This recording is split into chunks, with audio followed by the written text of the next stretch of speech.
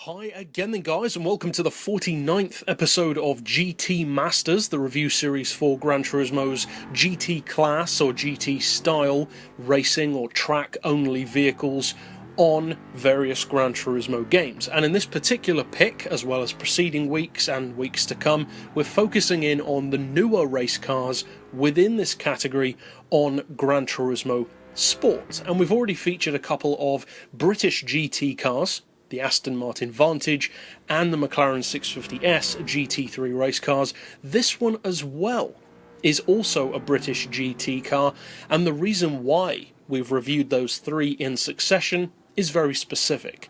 It's not just because I'm British, it's because tomorrow, in tomorrow's episode of Rivals, we are pitting these three brand new British GT style race cars on GT Sport in a head-to-head battle to find out which one wins. But for now, we're breaking down the single vehicle, and this is the Jaguar F-Type, not GT3, but Group 3, because this is a fictional race car. Unlike the McLaren and the Aston Martin, which are real machines of course, this one is what we call a PD original, or a polyphony digital original, which is basically a fancy way of saying it's a fictional race car. And although you may initially think, well, why have a fictional race car when you could have real racing versions of vehicles?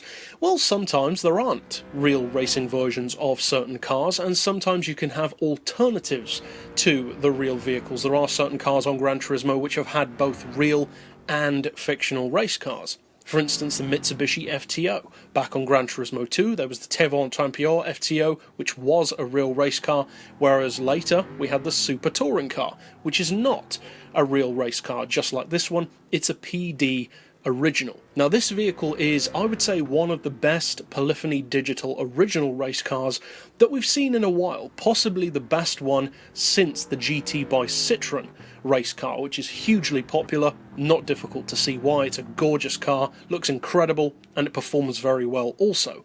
So what's this one like? Can it take on stuff like the McLaren, the Aston, but also beyond that others as well, like the Nissan GTR and those other big dogs of the category? And also, in its own way, what is it like to drive? Because of course on Gran Turismo, Jaguar doesn't have a huge racing lineup to work with. You've got two primary ones in the form of the Group C Racing XJR9, which won the Le Mans, and the XJ220 LM race car, which is technically a PD original, but is based on certain real racing XJ220s. Also, very undervalued race car and a really good GT class machine. And then you've kind of got the XJ13 as well, which never actually raced, but it was intended to, and it makes a gorgeous collector's piece. So what does this addition to the big cat lineup do for the brand? Because currently this is the only Jaguar to be featured in the beta. In the full game, doubtless there will be more. So what's it like? Well, as far as price, that hasn't changed. We still don't know the prices of any of the vehicles on the beta as to what they're going to be in the full game. And as far as the engine as well, we're not actually told how large it is. Now you can surmise that it's probably based fictionally, that is, on the production version of the F-Type's engine. But be that as it may, it's not something which we're told. Now, it is a supercharged engine, we're told that much. Of course, it's rear-wheel drive, as you'd expect, and it puts out surprisingly good numbers. Now, it's a fictional machine, so they do have creative license to make the car better or worse, pretty much as they please within overall class regulations. But it's interesting to see that they did choose to make the F-Type, or to give the F-Type, in some ways, superior numbers to some of the other British cars in particular, but also some of the other GT3 cars, because this car has more power than both the 650S McLaren and the Aston Martin, and not by a small amount, because this car has 578 horsepower and 526 foot-pounds of torque. Those are impressive numbers. Now, of course, that is not including balance of performance, because as with all of the Group 3 cars, you can be running up to 800 horsepower, depending on what the game allocates to you based on race regulations and requirements.